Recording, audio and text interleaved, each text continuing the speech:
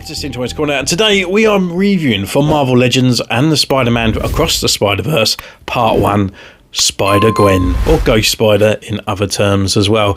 And this is the only one I'm going to be picking up from here. I haven't seen the movie at this point, but I really need a Spider-Gwen on the shelf. I have a Miles Morales, but I really like the Gamerverse one that I got out, and obviously we've got the 2099 Spider-Man as well. And I have this Pizza Spider one on the shelf, although it is kind of growing on me. Probably when I watch the movie I might go, do you know what, I want to pick it up. But yeah, this one for sure was one I needed to pick up. She's looking pretty cool here. We've got some extra hands, got a head, and then we've got her here in this nice little blister bubble. Kind of a retro packaging style here. Whether they're making this aimed at the kids, I'm not too sure, but I know they are coming away from the boxes, so maybe this was their kind of way of doing it. So on the back we've got the ones that you can actually pick up in the actual series, so as we already spoke about that, and you got the computer generated version of the actual action figure on the back there. So I guess without further ado, let's crack this bad girl open. So no surprise here really, we can actually just see a complete blister bubble on the actual box itself. So we just pop her out for our first impressions, and then straight away I'm actually really noticing that kind of face sculpt on there. It looks really good. Looks like a really good figure actually. I actually put these down because I do like the actual movies, and I do like the way that the animation is and stuff like that, but sometimes it's not really replicated very well in the figures. But yeah, she's looking really nice actually. So I'm going to go away, take some pictures, and we'll see you in a mo.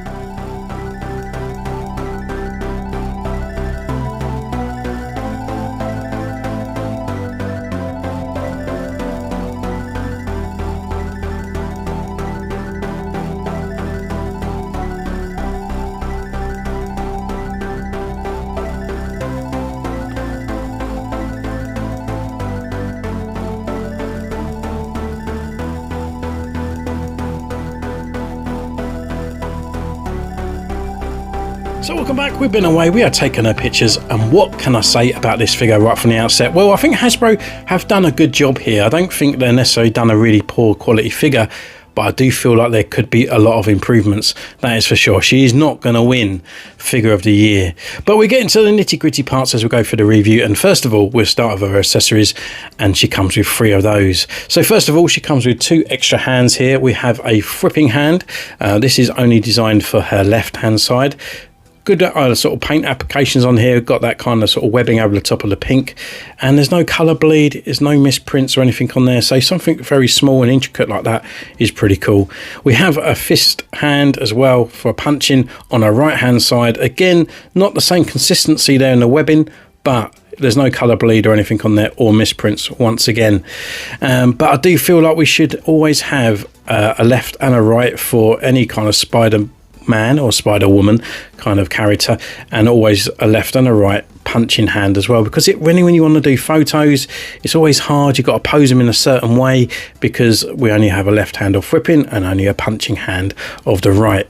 The other accessory that she comes with is her alternative head, and it looks pretty cool here. But first of all, we'll look at the main human head first of all, or a civil head, because I class this one here as the accessory, and this one looks really nice, really good sort of like likeness to the actual character there. I really like the sort of paint applications we've got on the eyes as well. It just really stands out and looks really cool. I love the hair sculpt as well. They're separate pieces, and this bit is on top of there as well, so it doesn't all look like sculpted in by sort of like one whole piece. It just looks layered and looks really nice as well. The pink sort of like gradient as well from the actual blonde, and we actually got a little bit of darker roots up here as well. So yeah, I think this is one of the best head sculpts I've actually seen from Hasbro for a very, very long time. It looks really, really nice there. And taking off that head as well, that's just done on the old sort of hinge peg on here on the ball joint. We actually got an extra little accessory here, which is like the hood down, and that just plugs in over the top there, so it kind of looks like she's pulled back her mask, and yeah, not too bad to have. So what we'll do, we'll plug on the actual main head, and we'll look through that when we go for the sculpt, but we can actually go through our articulation with this head on, so we'll go into that next. But accessory wise, it's definitely a pass on me. I love the head sculpt, it's actually a win on that one. But any kind of spider character, we need those sort of left and right hands, that is for sure. But going through the actual articulation here, she can turn left, she can turn right, she can look down as well, looking pretty far, but head-wise looking up is a little bit hindered. That's because of this kind of sort of like hood joint that we have on here as well. Got full rotation around at the arm, and it can come up to this far. We've got rotation at that upper arm here. We have a nice double elbow joint here, which is pinless and very small as well for a female character. We've got rotation at the wrist, and it's also on a hinge. We've got a diaphragm swivel left and right. She can't crunch forward at all, but she can crunch a little bit back there, which helps with the head going backwards as well, because we've got a nice bit forward but nothing back. Leg wise, they can come up this way, or they can go forward, they can go back. We've got upper thigh rotation here. We've got a double knee joint as well for a female character, which is really nice, pinless as well. And we've got a rocker and a pivot at the ankle. We have got no swivel at all at the lower legs there, and it's just a shame. It's just a real shame that she's sort of missing that extra articulation here. Where she's really missing articulation is at a crunch here, and I wish that they'd start designing it for these characters, for the female. They do it with the Power Rangers. Why can't they do it at the Marvel Legends? Because she just can't crunch. So if you want to get her into these sort of Spidey poses, you know, like being sort of like bent down and stuff, she's always going to be sort of like at this kind of poised position, and never really sort of having that kind of nice sort of crunch upwards.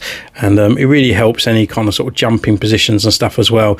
So even though she's got those gangly legs and stuff on there, I just feel like there could be a little bit more in this kind of section. So for me, as a Spider character, it is a bit more of a miss again. So that's 2 X's to this character.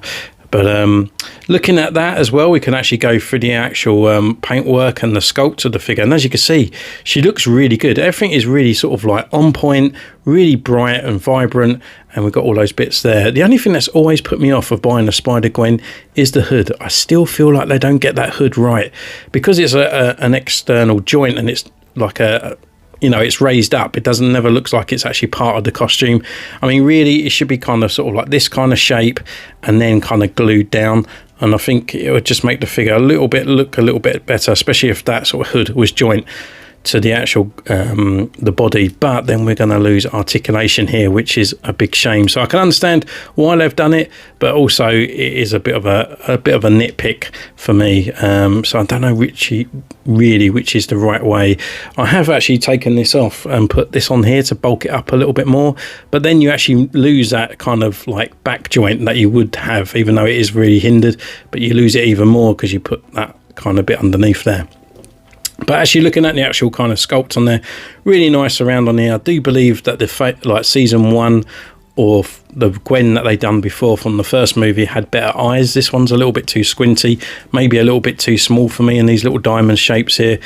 But it is nice and clean, especially inside that hood as well. There's no sort of colour bleed, again, no misprinter at all. The rest on the back of the hood is actually just all white. And then on the actual costume itself, we've got the kind of black spider kind of looking thing here. Again, no colour bleed, looking very nice and matte, and around on the back. And they're coming around with these little white lines. And then on the arms and the hands, we've got those spider nests on there, and including on the hands as well, we actually got 2 open palmed hands compared to the other 2 that we have got before. So we have got like 2 wall cooling hands as such, which is good.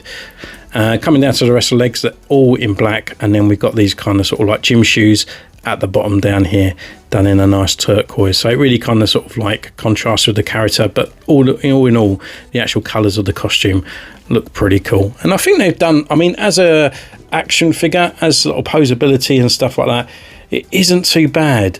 But yeah, again, for the sculpt, it's a tick for me for the sculpt. I think they have got it on point, and especially that extra head as well. It looks fantastic.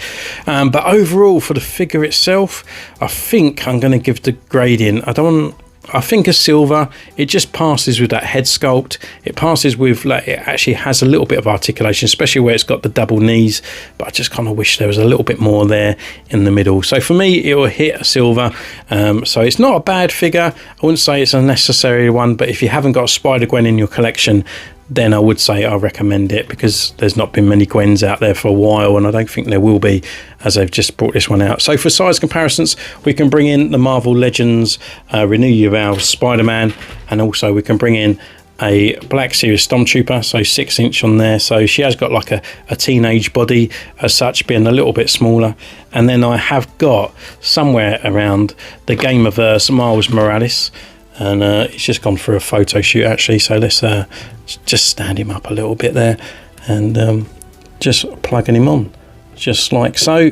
And yeah, you know, it still fits in with the Gamerverse sort of one there. So again, it still sort of like fits in with the Marvel Legends, whether you're going realistic or whether you're going for cartoony as well. So yeah, all is a plus. Also, there's other accessories as well. These are accessories that I do make. I will put the description down in the channel, where you can actually make some webbing for the characters itself, made out of just some wire. But I've got a tutorial, so look down in the description down below, and then you can see how to make this extra webbing there if you want some webbing for your Spider-Man characters. And it fits with any kind of size as well. So if you're looking for like a Lego, or even to Marvel Legends, or even to Hot Toys, this still works as well. So thank you so much for joining me on this one. Don't forget, you can comment down below, you can subscribe, you can ding the bell, and follow me on Instagram where you see more pictures of these. You can also join the channel for 99p or 99 cents wherever you're from, where you get extra emojis, and sometimes I do some lives for memberships as well. So thank you once again, and I'll see you next time. Take care. Bye.